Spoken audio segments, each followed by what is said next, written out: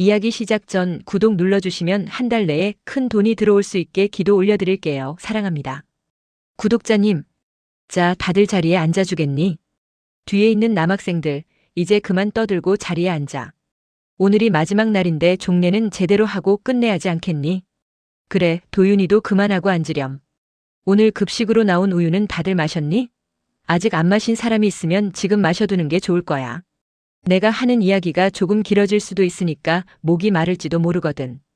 다들 알다시피 나는 오늘을 마지막으로 교사직을 그만둔다. 봄방학이 끝나고 새 학기가 시작되어도 나는 이 학교에 돌아오지 않아. 물론 이유는 너희도 대충 짐작하고 있겠지. 그래, 내 딸 미나 때문이야. 선생님은 미혼모였어. 결혼하지 않고 혼자 아이를 낳아 기른다는 게 우리 사회에서 얼마나 따가운 시선을 받는 일인지 너희는 아직 잘 모를 거야.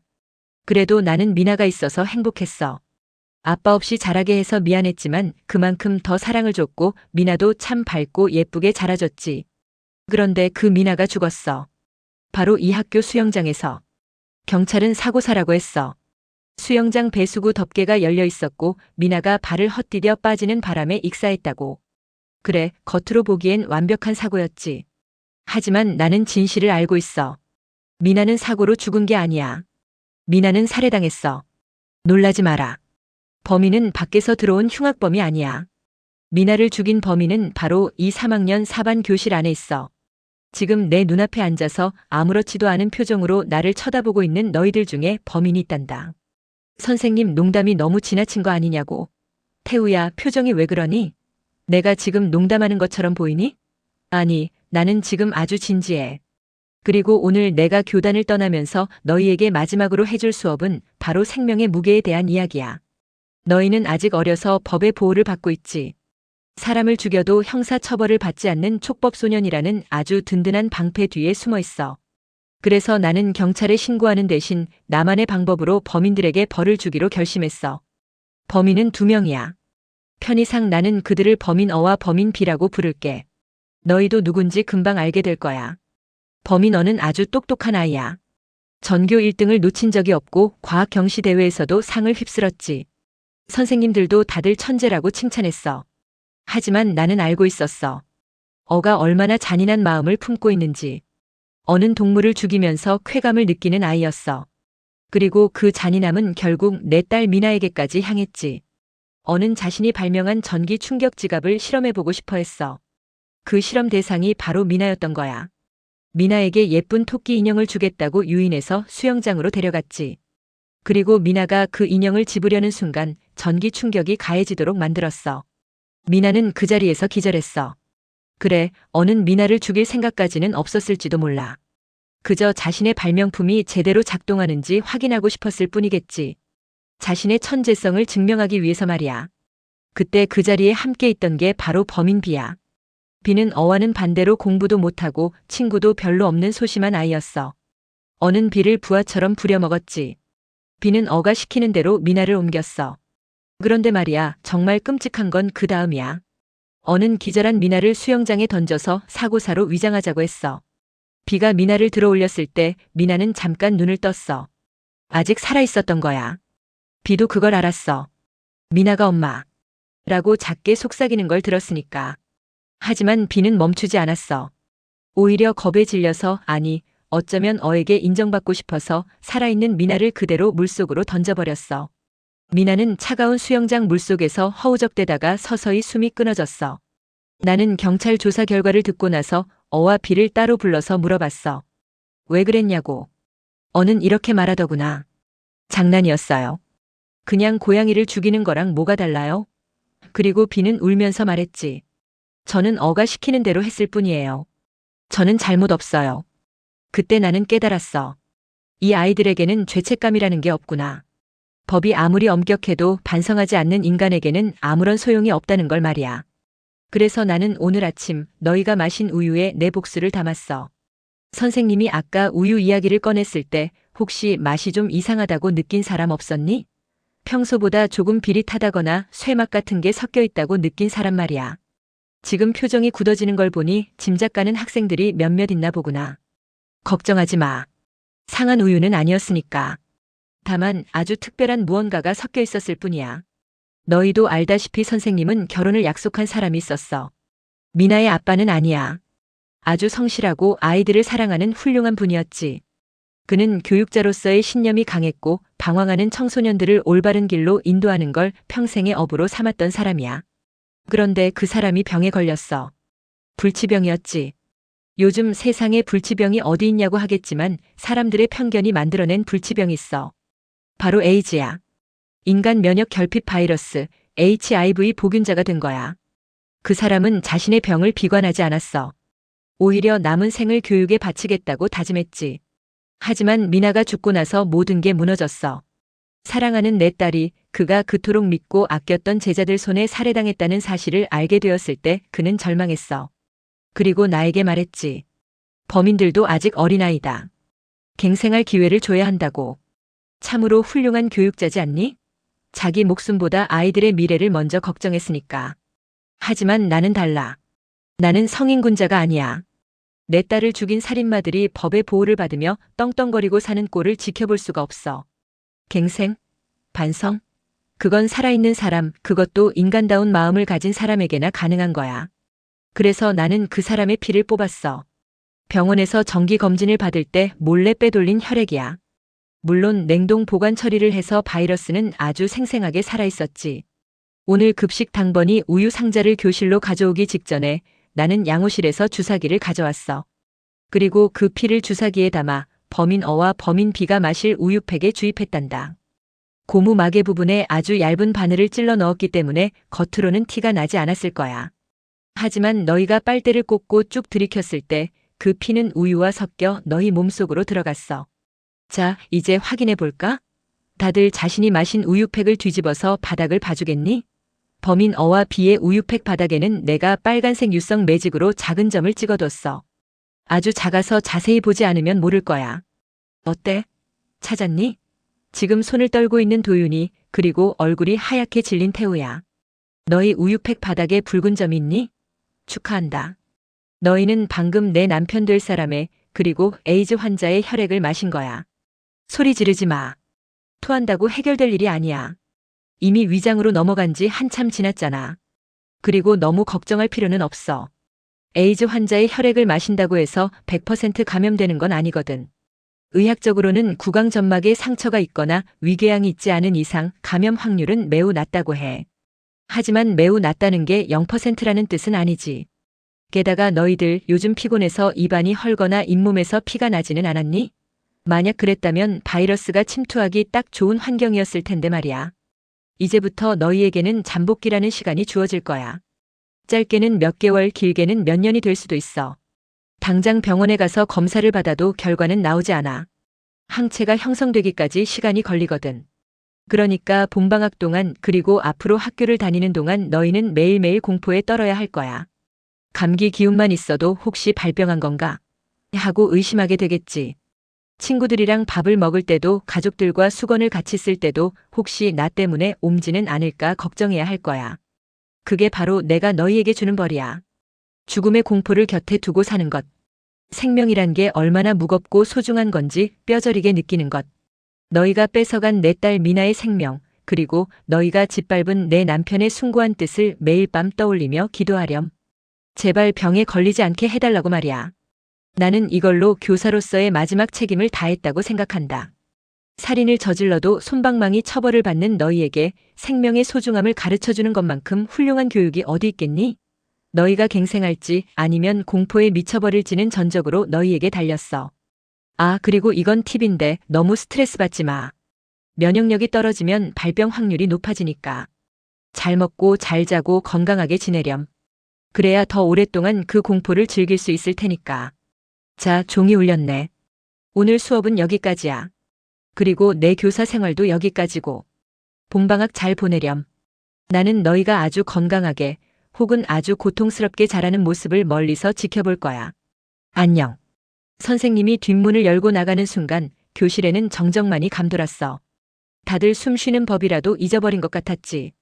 째깍거리는 시계 소리만 유난히 크게 들렸고 창밖에서 불어오는 바람 소리가 귀신 울음소리처럼 느껴졌어. 그 짧은 침묵을 깬 건 비명이나 울음소리가 아니었어. 웃음소리였지. 아주 건조하고 기계적인 웃음소리. 하하하하. 칠판 쪽을 보며 미친 듯이 웃고 있는 건 바로 수연이었어.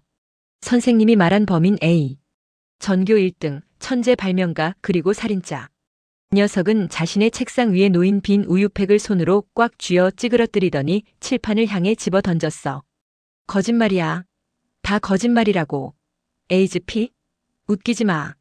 수연이는 소리를 지르며 책상을 발로 찼어. 하지만 그건 분노라기보다는 공포를 감추기 위한 발악처럼 보였지. 녀석의 입술은 파르르 떨리고 있었으니까. 반면에 범인 B 정호는 달랐어. 정호는 이미 제정신이 아니었어. 얼굴은 시체처럼 하얗게 질려서 입을 틀어막고 있었지.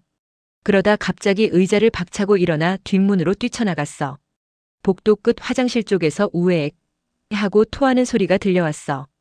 짐승이 울부짖는 것 같은 그 소리에 우리 반 아이들은 그제야 정신이 든 듯 웅성거리기 시작했어. 야, 진짜야? 진짜 에이즈피를 넣었다고? 미친 거 아니야? 우리한테도 옵는 거 아니야? 야, 너 아까 정우랑 부딪혔잖아. 빨리 씻어. 교실은 순식간에 아수라장이 됐어. 누군가는 울음을 터뜨렸고 누군가는 핸드폰을 꺼내 집에 전화를 걸었어. 나는 멍하니 그 광경을 지켜봤어. 유연주 선생님, 그 차분하고 조용했던 선생님이 남기고 간 폭탄은 생각보다 훨씬 강력했어. 그날 이후 본방학이 시작될 때까지 학교는 발칵 뒤집혔어. 물론 선생님의 마지막 수업 내용은 비밀에 붙여졌어.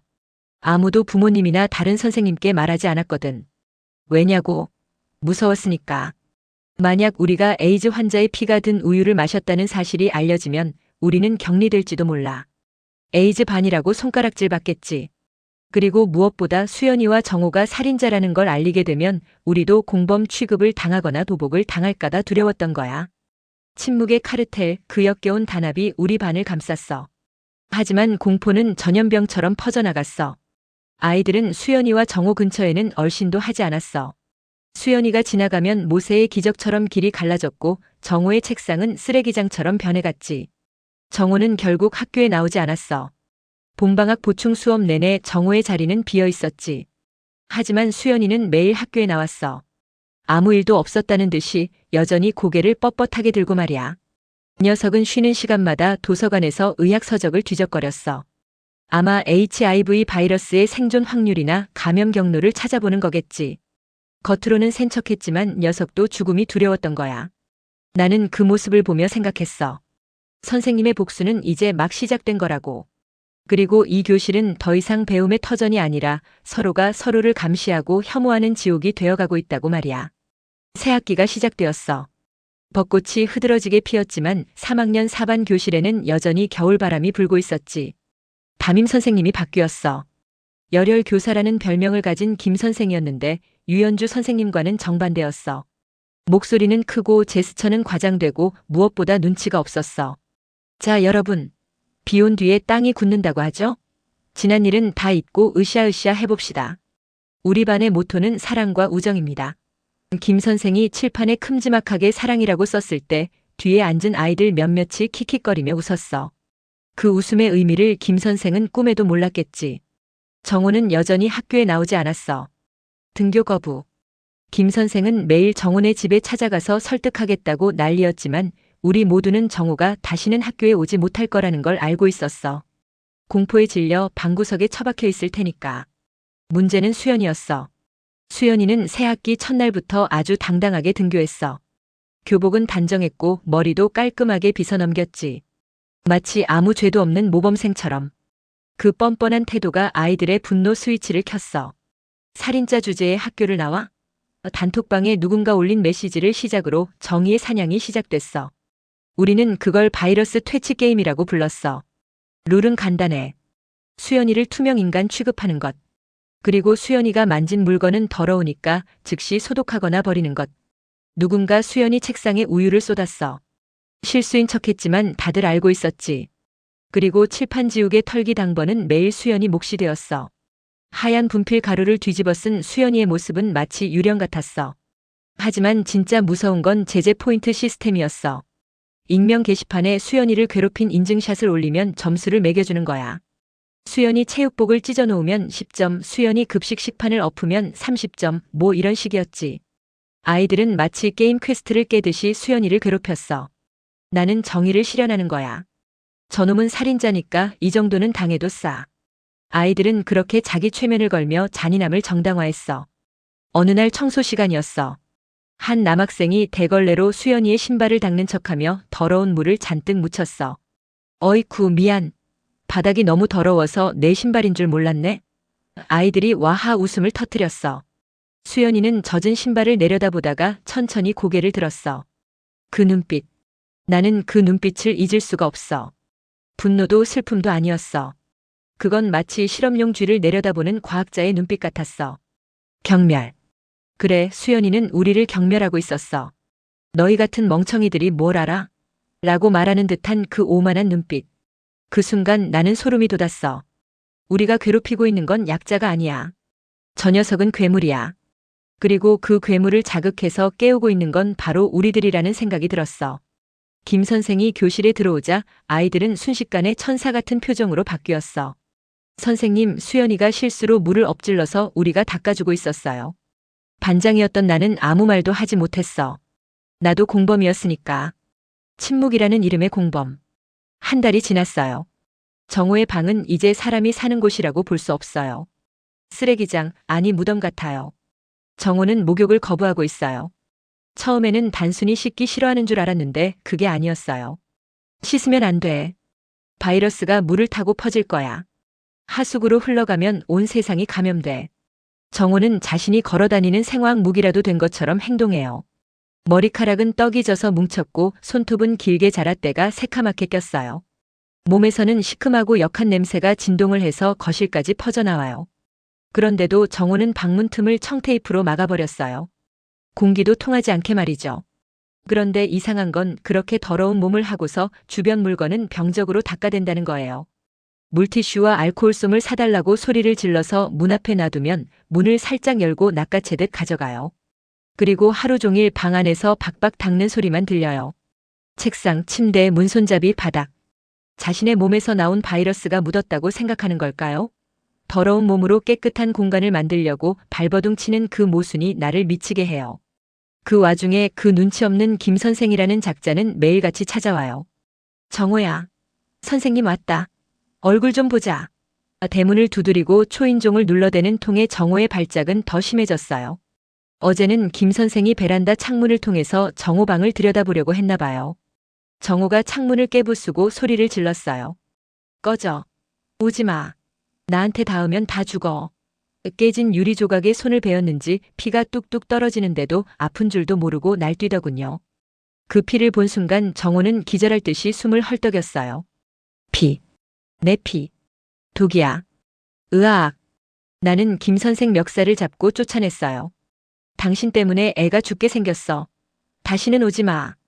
김 선생은 당황해서 도망갔지만 나는 알아요. 그 인간은 정호를 걱정해서 온 게 아니에요. 자기 반에서 등교 거부 학생이 나오는 게 인사고과에 안 좋으니까 어떻게든 실적을 채우려고 온 위선자일 뿐이에요.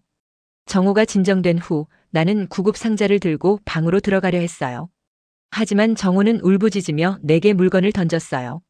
들어오지 마. 엄마는 몰라 내 피가 얼마나 위험한지.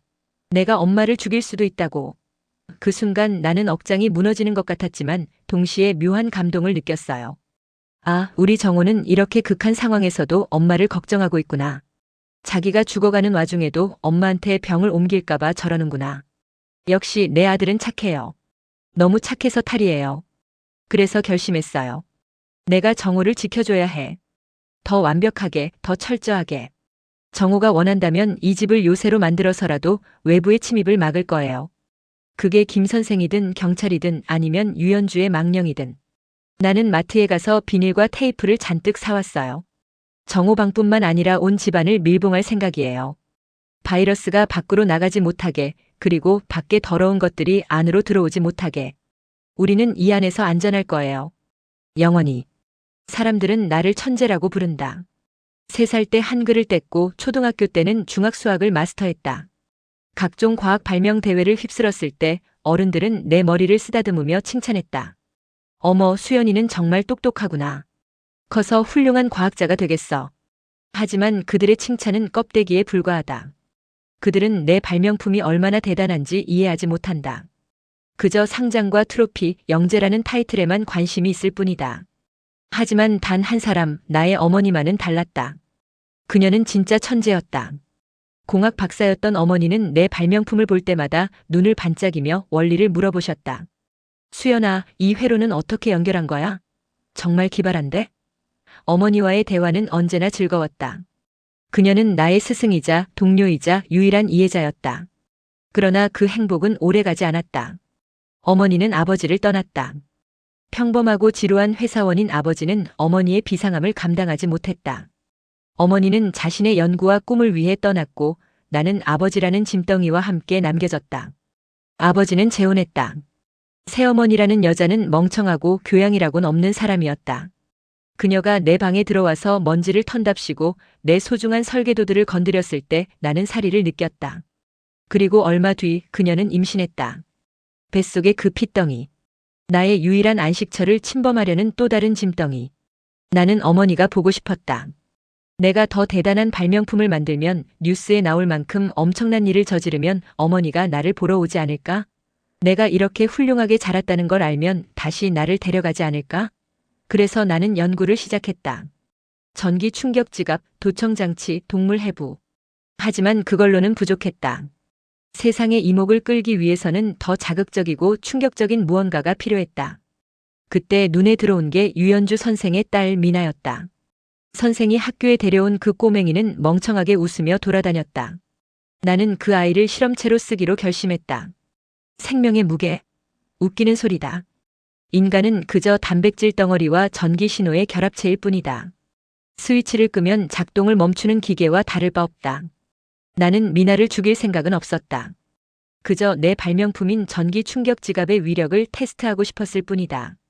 그게 성공하면 나는 전국구 스타가 될 것이다. 살인 미수든 상해든 상관없다. 신문에 내 이름이 대문짝만하게 실리고 그 뉴스를 본 어머니가 나를 찾아올 테니까. 역시 내 아들이야. 평범한 윤리 따위에 얽매이지 않는 천재구나. 하며 나를 안아줄 것이다. 그 상상만으로도 나는 전율했다. 그런데 실패했다. 미나는 죽어버렸다. 내가 죽인 게 아니다. 멍청한 정호 녀석이 물에 던져버린 탓이다. 내 완벽한 계획에 오점을 남긴 그 멍청이 때문에 모든 게 엉망이 됐다. 게다가 경찰은 이걸 사고사로 처리했다. 뉴스에는 내 이름은커녕 사건조차 제대로 보도되지 않았다. 수영장 안전사고 관리 소홀 지적. 고작 그따위 헤드라인이라니. 나는 분노로 몸을 떨었다. 내 천재적인 발명품이, 내 대담한 실험이 그저 발 헛디딤으로 묻히다니. 어머니는 이 뉴스를 보고 무슨 생각을 하셨을까? 아니, 아예 보지도 못하셨겠지. 그리고 유연주 선생의 그 마지막 수업. 에이즈피? 하. 웃기지도 않는다. 나는 과학을 믿는다. HIV 바이러스는 체외로 나오면 금방 죽는다. 냉동 보관? 학교 양호실 냉장고 성능 따위 뻔하다. 게다가 위산에 들어가면 바이러스는 생존할 수 없다. 그 여자는 그저 우리를 겁주려고 허세를 부린 거다. 정호 같은 멍청이나 속지, 나 같은 천재는 속지 않는다. 하지만 만약에, 아주 만약에 진짜라면 나는 매일 아침 거울을 보며 입안을 확인한다. 혓바늘이 돋지 않았는지, 잇몸이 붓지 않았는지. 아니, 무서워서가 아니다. 이건 과학적 관찰이다. 실험 대상이 미나에서 나 자신으로 바뀌었을 뿐이다. 학교 아이들의 괴롭힘? 유치에서 하품이 나온다. 내 신발에 물을 뿌리고 책상을 더럽히는 짓거리들. 그들은 나를 벌주고 있다고 착각하지만 사실 나는 그들의 관심을 즐기고 있다. 그들의 혐오 섞인 눈빛, 수군거리는 소리. 드디어 내가 이 무대의 주인공이 된 것이다. 하지만 이걸로는 부족하다. 나는 더 넓은 세상에 관심이 필요하다. 그래서 나는 홈페이지를 만들었다. 내 범행 기록을 낱낱이 기록한 발명 일지를 올리기 시작했다. 미나를 유인했던 방법, 전기 충격기의 전압 설정, 정호의 멍청한 행동, 그리고 유연주 선생의 마지막 협박까지. 물론 익명으로 올렸지만 알만한 사람은 다 알게 될 것이다. 조회수가 폭발적으로 늘어났다. 댓글들이 달린다. 소름 돋는다. 이거 실화냐? 미친 사이코패스. 욕설도 칭찬이다. 비난도 관심이다. 나는 댓글 하나하나를 읽으며 희열을 느낀다. 그래, 더 떠들어라. 더 나를 욕해라. 이 파장이 커지고 커져서 어머니가 있는 대학 연구실까지 닿을 때까지. 어머니, 보고 계시죠? 제가 이 세상을 얼마나 우습게 가지고 노는지. 제가 얼마나 특별한 존재인지. 제발 제 홈페이지에 들어와서 댓글을 남겨주세요. 잘했다, 수연아라고. 어제는 내 홈페이지에 생명이라는 닉네임의 유저가 댓글을 남겼다. 너는 생명의 무게를 모르는구나. 가엾은 아이. 가엾어? 감히 누가 누구를 동정해? 나는 그 댓글을 삭제하고 IP를 추적했다. 그리고 새로운 글을 올렸다. 다음 실험 대상은 나를 동정하는 위선자들이다. 이제 게임은 2라운드로 접어들었다. 아이들은 참 단순하다. 수연이를 괴롭히면서 자신들이 정의의 사도라도 된 양으스대지만 그건 그저 약자를 짓밟는 쾌감일 뿐이다. 나는 그 유치한 바이러스 퇴치 게임에 끼지 않았다. 아니, 낄 수가 없었다. 나는 그들과 다르니까. 그들은 수연이를 괴롭히며 안도감을 느끼지만 나는 수연이를 보며 전율을 느꼈다. 선생님들은 나를 모범생 착실한 반장이라고 부른다. 부모님은 나를 자랑스러운 딸이라고 부른다. 하지만 그건 내가 만든 가면일 뿐이다. 내 진짜 취미는 따로 있다. 나는 스크랩북을 만든다. 연예인 사진? 아니. 나는 범죄자들의 기사를 모은다. 그 중에서도 특히 내가 숭배하는 건 작년에 세상을 떠들썩하게 했던 유나 사건의 주인공, 14살 유나다. 청산가리로 가족을 독살한 그 소녀. 사람들은 유나를 악마라고 불렀지만 나는 유나의 눈빛에서 자유를 봤다. 꽉 막힌 세상, 억압적인 부모, 위선적인 학교로부터 탈출하고 싶었던 그 간절한 몸부림을. 그런데 내 눈앞에 또 다른 유나가 나타났다. 바로 차수연이다. 아이들은 수연이가 만든 홈페이지를 보고 욕을 해대지만 나는 그 글들을 읽으며 가슴이 뛰었다. 수연이는 진짜다. 말로만 떠드는 양아치들과는 차원이 다르다. 생명을 장난감처럼 다루고 어른들을 조롱하고 세상을 발 아래 둔 그 오만함. 그건 내가 꿈꾸던 모습이었다. 나는 수연이의 비밀을 안다. 수연이가 급식 우유에 정말로 피가 섞여 있었는지 확인하려고 자신의 피를 뽑아 검사했다는 사실을. 그리고 그 결과가 음성이었다는 사실도. 수연이는 안도했을까? 아니, 녀석은 실망했을 것이다. 자신의 생명을 건 도박이 시시하게 끝나버렸으니까. 오늘 방과 후 나는 과학실에 혼자 남아있는 수연이를 찾아갔다. 녀석은 짐을 챙기고 있었다. 내가 다가가자 녀석은 벌레를 보는 듯한 눈빛으로 나를 쳐다봤다. 뭐야? 너도 정에 구현하러 왔냐? 꺼져. 그 차가운 목소리마저 매력적이었다. 나는 주머니에서 작은 약병 하나를 꺼내 책상 위에 올려놓았다. 이거 청산가리야. 구하느라 힘들었어. 수연이의 눈이 커졌다. 물론 진짜는 아니야. 비슷하게 만든 가짜지. 하지만 효과는 비슷해. 나는 미소를 지으며 말했다. 수연아, 나는 내가 쓴 발명 일지의 애독자야. 그리고 나는 너를 이해해. 너랑 나는 같은 종류의 인간이거든. 수연이는 한참 동안 나를 노려보더니 입꼬리를 비틀어 웃었다. 너 반장 아니었나? 미친년이었네. 그 말은 내가 들어본 칭찬 중에 최고였다. 그래, 우리는 둘 다 미쳐 있었다. 이 지루하고 역겨운 세상에서 제정신으로 산다는 게 더 미친 짓이니까. 그날부터 우리는 공범이 되었다. 학교에서는 철저히 남남처럼 행동했다. 나는 여전히 모범적인 반장 연기를 했고 수연이는 여전히 전따전교 왕따였다. 하지만 방과 후가 되면 우리는 아무도 찾지 않는 구간 옥상이나 과학실 구석에서 만났다. 우리는 연인처럼 보였을지도 모르지만 우리 사이에 오가는 대화는 사랑 노름 따위가 아니었다. 어머니는 말이야, 미국에 있는 대학에서 교수로 계셔. 아주 유명한 공학자야. 수연이는 만날 때마다 어머니 이야기를 했다. 어머니가 얼마나 천재적인지, 자신을 얼마나 사랑했는지. 나는 그 이야기를 들을 때마다 기분이 묘했다. 수연이는 마마보이였다. 그 잔인하고 냉철한 살인자의 내면에는 엄마의 치마폭을 그리워하는 어린애가 살고 있었다. 그래서 이번에는 더 확실한 걸 보여줘야 해. 엄마가 내 소식을 듣고 당장 한국으로 달려올 만큼 충격적인 걸로. 수연이는 눈을 번뜩이며 말했다. 녀석은 학교 폭탄 테러를 계획하고 있었다. 졸업식 날 강당에 모인 전교생과 학부모들을 날려버리겠다는 미친 계획. 나는 그 계획이 성공할 리 없다고 생각했지만 말리지 않았다. 오히려 녀석의 열정에 기름을 부었다. 멋진데? 내가 도울 수 있는 게 있으면 말해. 화학약품은 내가 더 잘 아니까. 나는 수연이를 사랑했을까? 글쎄, 나는 녀석의 외로움을 사랑했던 것 같다. 세상 모든 사람을 벌레 취급하면서 오직 얼굴도 기억 안 나는 엄마의 사랑을 갈구하는 그 모순적인 모습이 나를 자극했다. 나는 수연이에게 내 이야기를 하려 했다. 나도 부모님을 죽이고 싶다는 생각을 해. 유나처럼. 하지만 수연이는 내 말 따위는 듣지 않았다. 아, 그 시끄러운 이야기 좀 그만해. 중요한 건 내 폭탄이야. 타이머 설정을 어떻게 해야 할지 고민이라고. 녀석에게 나는 그저 도구였다. 자신의 계획을 들어주고 필요한 재료를 구해다주는 편리한 심부름꾼. 상관없었다. 나도 녀석을 이용하고 있었으니까. 나는 수연이가 파멸해가는 과정을 가장 가까이서 지켜보고 싶었다. 그 파멸의 불꽃이 나에게 옮겨붙어 나까지 태워버린다면 더 좋고. 어느 날 수연이가 내게 물었다. 야, 너는 왜 나랑 노냐? 너도 나처럼 되고 싶어? 나는 웃으며 대답했다.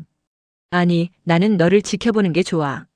내가 세상을 부수면 나는 그 폐허 위에서 춤을 출 거야. 수연이는 나를 보며 혀를 찼다. 하여간 이해할 수 없는 년이라니까. 우리의 위험한 동맹은 그렇게 깊어졌다. 수연이는 폭탄 제조에 박차를 가했고 나는 그 곁에서 묵묵히 부품을 조립했다. 째깍거리는 타이머 소리가 우리 두 사람의 심장 박동 소리처럼 들렸다. 그건 다가오는 파국을 알리는 카운트다운이었다. 우리는 서로 다른 곳을 보고 있었지만 같은 지옥을 향해 걸어가고 있었다. 드디어 결전의 날이 오기 전 나는 마지막으로 확인해야 할 것이 있었다. 나의 신, 나의 구원자, 나의 어머니. 나는 학교를 조퇴하고 서울행 KTX에 몸을 실었다. 어머니가 재직 중인 K대 공과대학 연구실. 그곳은 나에게 성지나 다름없었다. 가방 속에는 내 발명 일지를 인쇄한 종이 뭉치가 들어있었다. 어머니에게 보여드리면 분명 기뻐하실 것이다.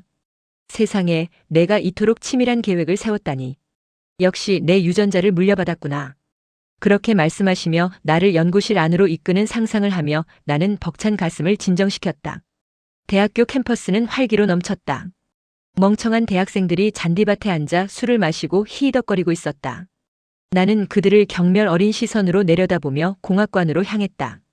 402호. 문패에 적힌 어머니의 이름을 보자 심장이 터질 것 같았다. 나는 심호흡을 하고 문고리를 잡으려 했다. 그때였다. 안에서 웃음소리가 들려왔다. 아주 맑고 행복에 겨운 웃음소리. 어머니의 목소리였다. 나는 멈칫했다. 어머니가 저렇게 웃은 적이 있었나? 나와 함께 있을 때 어머니는 늘 진지하고 날카로운 과학자의 얼굴이었다. 문이 열리고 어머니가 나왔다. 나는 숨을 멈췄다. 어머니는 혼자가 아니었다. 옆에는 웬 덩치 큰 남자와 그리고 어머니의 배. 어머니의 배가 남산만하게 불러 있었다. 임신이었다. 나는 내 눈을 의심했다. 어머니는 연구를 위해 나를 버렸다. 양육이라는 족쇄에서 벗어나 위대한 업적을 남기기 위해 떠난 것이었다. 그런데 또 아이를 가졌다고? 또다시 그 지루하고 무가치한 엄마 놀이를 시작하려 한다고. 어머니가 나를 발견했다. 수연이니? 어머니의 표정은 반가움이 아니었다. 당황. 그리고 곤란함. 그 눈빛을 읽는 순간 내 머릿속에서 무언가가 툭 끊어지는 소리가 났다. 여긴 어떻게 왔어? 연락도 없이. 어머니는 본능적으로 자신의 배를 감싸 안았다. 마치 나라는 위험분자로부터 뱃속의 태아를 보호하려는 듯이. 그 태도가 나를 비참하게 만들었다. 나는 떨리는 손으로 가방 속의 발명 일지를 움켜쥐었다. 하지만 꺼낼 수 없었다. 어머니의 시선은 이미 나를 통과해 뱃속의 아이, 그 새로운 희망을 향해 있었으니까. 수연아, 지금은 바빠서 길게 얘기 못해. 그리고 너도 이제 다 컸잖니. 엄마가 새 가정을 꾸리는 거 이해해 줄 거라고 믿어. 새 가정? 이해? 나는 뒷걸음질 쳤다. 내 우상은 무너졌다. 그녀는 천재 과학자가 아니었다. 그저 번식 본능에 충실한 평범하고 멍청한 여자였다. 내가 저 따위 여자를 위해 살인을 하고 폭탄을 만들고 세상을 적으로 돌렸단 말인가. 구역질이 치밀어 올랐다. 나는 도망치듯 그곳을 빠져나왔다. 등 뒤에서 수연아 하고 부르는 소리가 들린 것 같았지만 돌아보지 않았다. 나의 어머니는 죽었다. 오늘 그 연구실 앞에서 내 손으로 장례를 치렀다. 학교로 돌아온 나는 옥상 아지트에 처박혀 폭탄을 만지작거렸다. 이제 어머니를 위한 쇼는 필요 없다. 이건 나를 위한, 그리고 이 썩어 빠진 세상을 위한 자살 테러다. 다 같이 죽어버리는 거야. 내 천재성을 알아보지 못한 멍청한 어머니도, 나를 벌레 취급한 친구들도, 위선적인 선생들도 전부 다. 그때 지수가 올라왔다. 녀석은 내 표정만 보고도 단번에 알아차렸다. 눈치가 빠른 년. 어머니 만나고 왔구나. 표정이 왜 그래? 감동적인 재회라도 한 줄 알았는데 차였냐? 지수의 입꼬리가 비릿하게 올라갔다. 평소 같으면 무시했을 텐데 오늘은 그 말이 비수처럼 꽂혔다. 닥쳐. 내가 낮게 으르렁거렸지만 지수는 멈추지 않았다. 아, 알겠다. 어머니가 널 별로 안 반가워했지? 너는 그냥 버려진 거야, 수연아. 인정해. 너는 천재가 아니라 그냥 엄마 사랑이 필요한 찌질한 애새끼일 뿐이라고. 지수의 말은 팩트였다. 그래서 더 참을 수 없었다. 내 가장 아픈 곳을, 내가 애써 부정해왔던 진실을 전혀는 아무렇지도 않게 후벼 파고 있었다. 그만하라고 했어. 내 손이 책상 위에 놓인 몽키 스패너를 잡았다. 하지만 지수는 내 살기를 감지하고도 도망치지 않았다. 오히려 나에게 다가왔다. 왜? 찔려? 내가 아무리 발버둥 쳐도 넌 혼자야. 나처럼. 지수의 눈동자에 내 일그러진 얼굴이 비쳤다. 그 눈은 나를 동정하고 있었다. 감히 내가? 나를? 너도 똑같아. 너도 나를 무시하는 거야. 이성의 끈이 끊어졌다. 나는 손에 든 쇠붙이를 휘둘렀다. 퍽 하는 둔탁한 소리와 함께 지수의 고개가 꺾였다. 비명도 없었다. 지수는 쓰러지면서도 나를 보고 있었다. 놀란 눈이 아니라 마치 올 것이 왔다는 듯한 체념한 눈빛.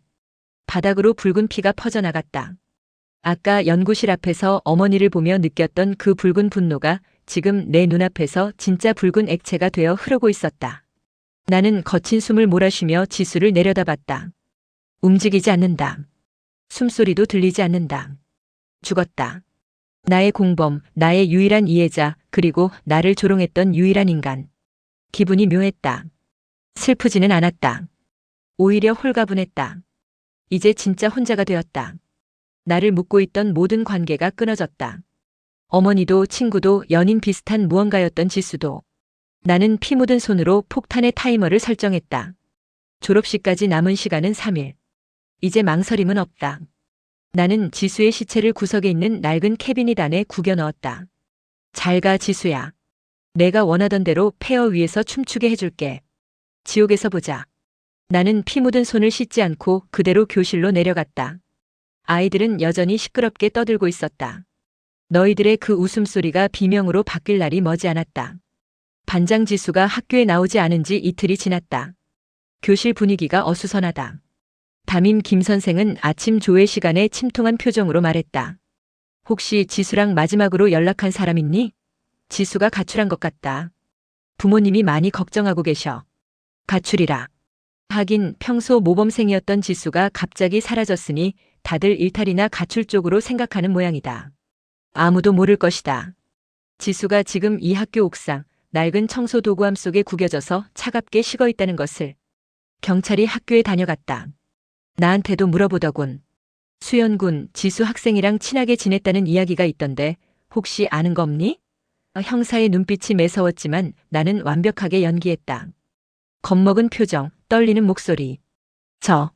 저는 지수랑 안 친해요. 걔가 저를 좀 챙겨주긴 했지만 저는 왕따라서. 형사는 내 어깨를 두드리며 그냥 돌아갔다. 바보들. 바로 머리 위에 시체가 있는데 엉뚱한 곳만 뒤지고 있다. 이래서 내가 어른들을 경멸하는 거다. 졸업식은 내일이다. 나의 완벽한 피날레를 위한 무대 준비는 끝났다. 나는 강당 단상 및 교장 선생님이 훈화 말씀을 하실 그 자리 바로 아래에 폭탄을 설치했다. 인터넷에서 어렵게 구한 재료로 만든 파괴력이 아주 훌륭한 놈이다. 타이머 방식이 아니라 원격 기폭 장치를 달았다. 내가 원하는 가장 드라마틱한 순간에 버튼을 누르면 쾅. 이 학교의 모든 위선과 거짓이 잿더미가 되는 것이다. 나는 오늘 밤새도록 발명 일지의 마지막 챕터를 작성했다. 제목은 나의 처형식.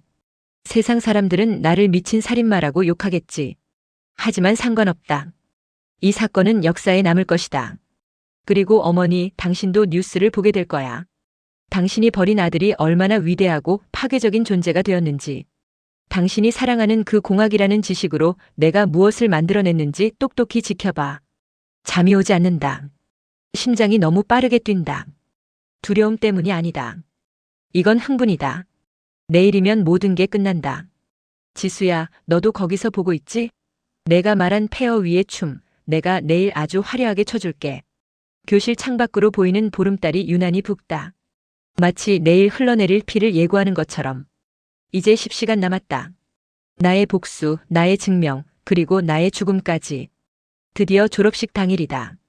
강당은 학생들과 학부모들로 발 디딜 틈이 없다. 나는 전교 1등이라는 타이틀 덕분에 졸업생 대표로 단상에 올라갔다. 내 손에는 졸업장 대신 핸드폰이 들려있다.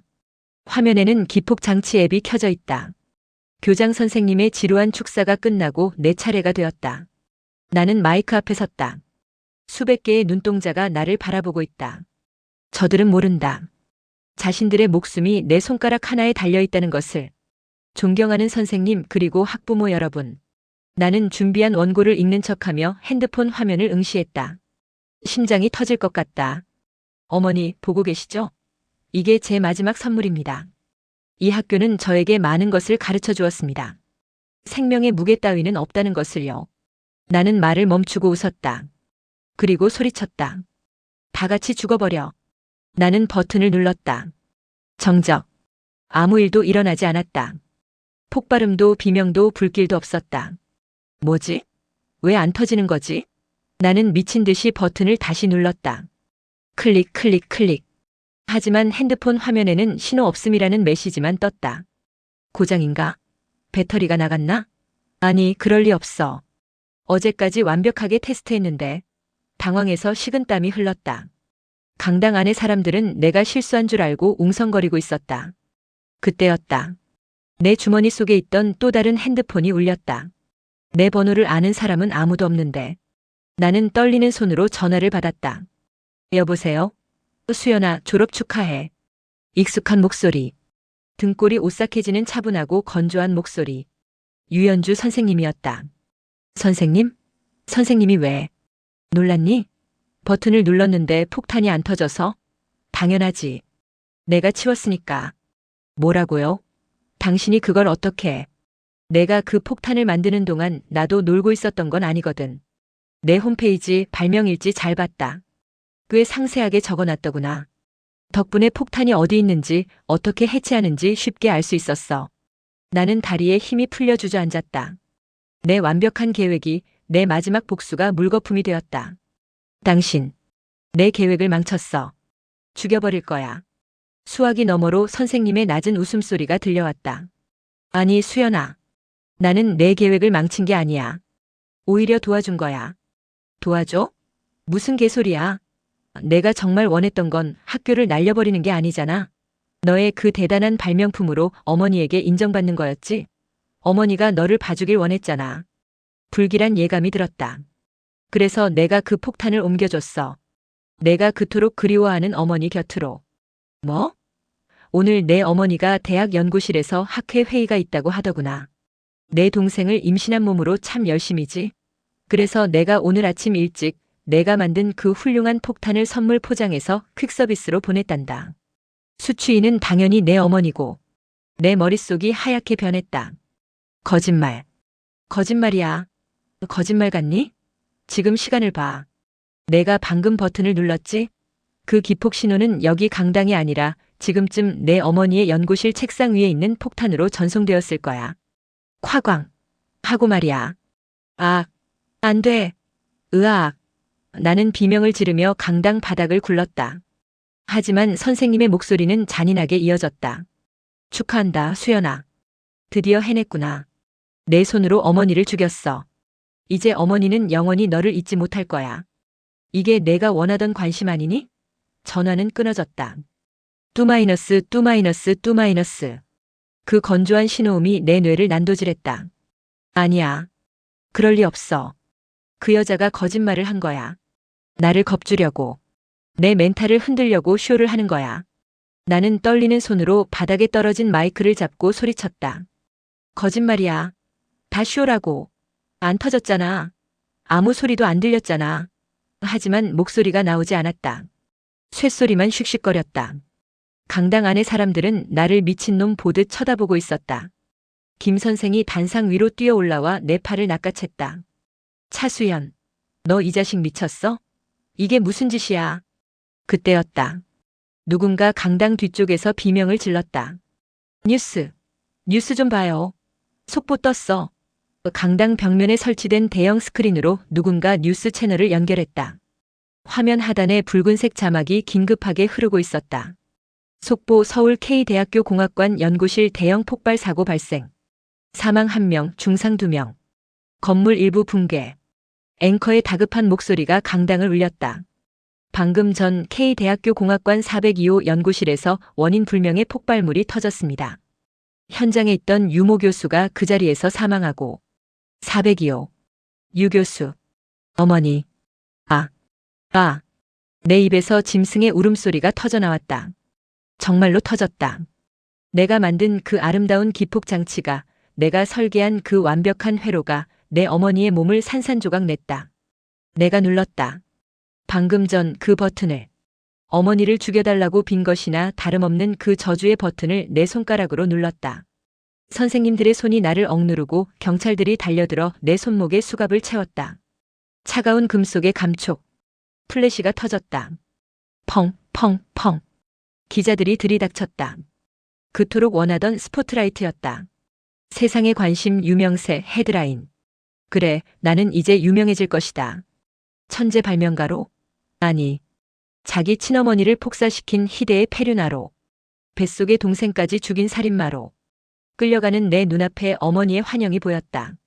연구실 문을 열고 나오며 당황하던 그 얼굴이 폭발과 함께 붉은 화염 속으로 사라지는 모습이 슬로모션처럼 재생되었다. 어머니는 마지막 순간에 알았을까? 이 선물이 사랑하는 아들이 보낸 것이라는 걸. 엄마. 내가 아니야. 내가 그런 게 아니야. 나는 울부짖었지만 세상은 이미 나를 괴물로 낙인 찍었다. 나의 신전은 무너졌다. 나의 날개는 녹아내렸다. 나는 태양을 향해 날아오르려다 지옥의 밑바닥으로 추락했다. 영원히 빠져나올 수 없는 뜨겁고 끔찍한 지옥으로. 수연아, 들리니? 내가 그토록 소중하게 여겼던 세계가 와장창 무너져 내리는 소리가. 그건 참 듣기 좋은 소리란다.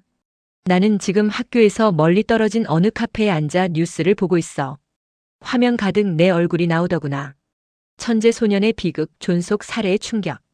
사람들은 혀를 차며 너를 욕하고 부모 교육이 문제라며 떠들썩해. 하지만 그들은 몰라. 내가 왜 그런 짓을 했는지, 그리고 내가 너에게 어떤 수업을 했는지. 너는 내 딸 미나를 죽이면서 생명의 무게를 비웃었지. 장난감처럼 다루고 실험 도구로 썼어. 법은 너를 심판하지 못했지만 나는 너에게 진짜 심판을 내리고 싶었단다. 소중한 것을 잃는다는 게 어떤 건지. 내 손으로 가장 사랑하는 사람을 죽였다는 죄책감이 인간을 어떻게 갉아먹는지. 너는 이제 감옥에 가겠지. 아니면 소년원에 가거나. 하지만 그곳이 어디든 너에게는 지옥일 거야.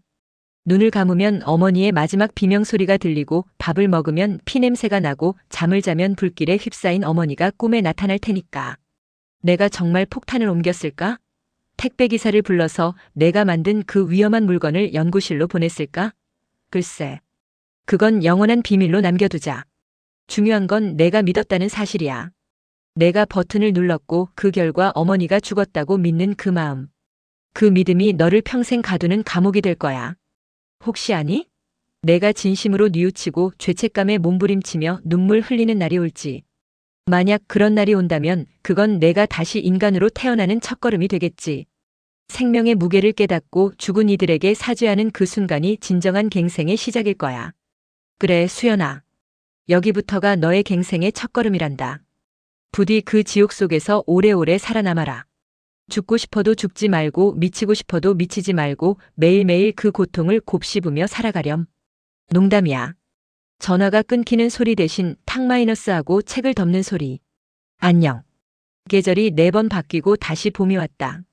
교정의 벚꽃은 작년보다 더 화려하게 피어났다. 사람들은 망각의 동물이라지만 우리 학교, 특히 우리 3학년 4반이었던 아이들에게 지난 1년은 결코 지워지지 않는 낙인과도 같았다. 수연이가 체포되고 지수가 시신으로 발견된 후 학교는 그야말로 쑥대밭이 되었다. 기자들이 학교 담장을 넘으려다 경비원 아저씨와 실랑이를 벌였고 학부모들은 교장실로 몰려가 거품을 물고 항의했다. 어떻게 살인마와 우리 애를 같은 반에 뒀습니까? 그 미친 여교사가 우리 애들한테 무슨 짓을 했는지 아세요? 어른들은 시끄러웠지만 정작 우리들은 조용했다. 아니, 말을 잃어버렸다는 게 맞겠다. 우리는 더 이상 급식 우유를 마시지 않는다. 우유 급식 시간이 되면 모두가 약속이라도 한 듯 우유팩을 그대로 쓰레기통에 버린다. 하얀 액체가 쏟아져 나와 쓰레기통 주변을 적시면 우리는 본능적으로 뒷걸음질 친다. 그 하얀색이 붉은색으로 보이기 때문이다. 유연주 선생님이 심어놓은 공포는 바이러스처럼 변이되어 우리 머릿속을 잠식했다. 정호는 결국 돌아오지 않았다. 들리는 소문으로는 정신병동에 입원했다고 한다. 하루 종일 손을 씻느라 손바닥 피부가 다 벗겨지고 의사나 간호사가 다가오기만 해도 오지 마. 내 피는 독이야. 라고 소리를 지른다고 했다.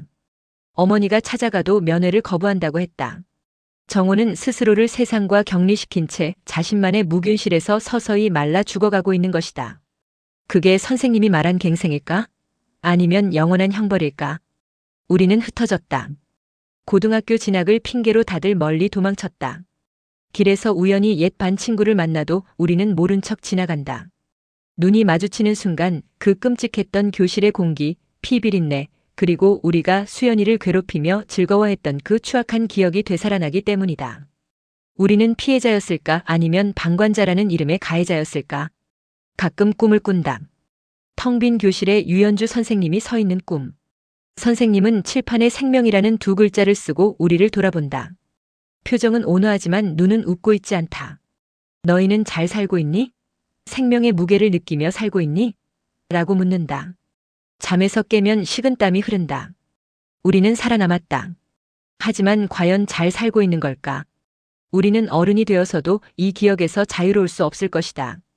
우유를 볼 때마다, 수영장을 볼 때마다, 그리고 누군가의 죽음이라는 뉴스를 접할 때마다 우리는 가슴 한구석이 서늘해지는 형벌을 평생 안고 살아가야 할 것이다. 이것으로 유연주 선생님의 수업은 모두 끝났습니다. 그녀의 복수는 성공했을까요? 법은 심판하지 못한 죄인들을 그녀만의 방식으로 처단했습니다. 누군가는 그녀를 잔인한 악마라고 비난할 것이고 누군가는 통쾌한 복수라며 박수를 보낼지도 모릅니다. 하지만 분명한 것은 그녀가 던진 질문이 여전히 유효하다는 점입니다. 당신의 소중한 사람이 법의 보호를 받는 누군가에게 살해당했다면 당신은 어떻게 하시겠습니까? 우리는 촉법소년이라는 단어 뒤에 숨은 잔혹함에 대해 이야기했습니다. 반성하지 않는 가해자에게 주어지는 갱생의 기회가 과연 정당한 것인지 물었습니다. 그리고 그 과정에서 파괴되어가는 인간들의 군상을 목격했습니다.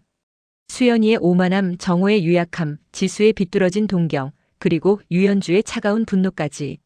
그들 중 누구 하나도 행복해지지 못했습니다. 복수의 끝에는 승리자가 없습니다. 그저 더 깊은 고통과 공허함만이 남을 뿐이죠. 하지만 유연주 선생님은 알았을 겁니다.